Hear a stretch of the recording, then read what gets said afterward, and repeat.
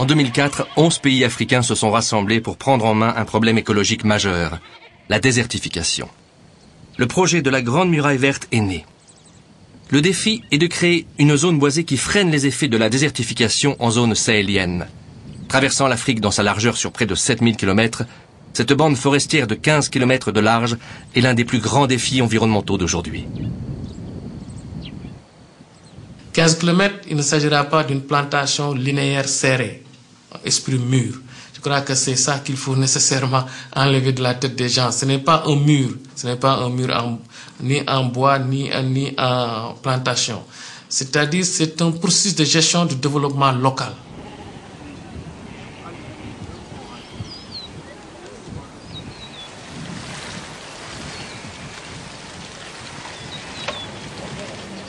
Notre première mission a été de constituer avec des chercheurs des pépinières tout le long, avec l'idée bien entendu d'utiliser les populations, de dire voilà, cette forêt que vous allez faire, c'est votre forêt.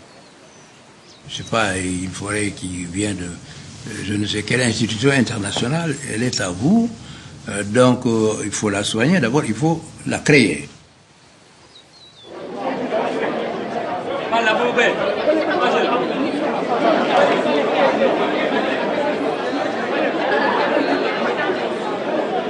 Mesdames et messieurs, chers étudiants,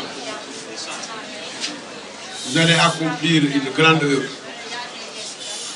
Une œuvre qui restera historique dans la mémoire collective des citoyens sénégalais. La muraille verte, c'est une réponse africaine à un drame africain. La désertification. Si vous arrivez à régler ce problème, en tout cas à participer, à apporter votre contribution, vous avez rendu d'éminents services à l'humanité. C'est pour cela que vous êtes en train d'accomplir une œuvre historique. On part tous dans les villages pour des activités, pour aider les paysans. En tant qu'étudiante, je me dis qu'un étudiant doit être actif, doit participer au développement de son pays, de son territoire. C'est la raison pour laquelle j'ai décidé de donner le projet en moi.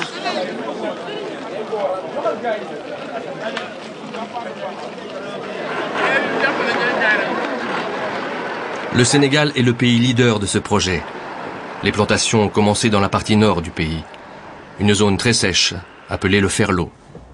Les chantiers y sont menés par les agents des eaux et forêts, mais aussi par les étudiants de l'université de Dakar. Ils consacrent une partie de leurs vacances à la construction de la Grande Muraille Verte lors des activités citoyennes.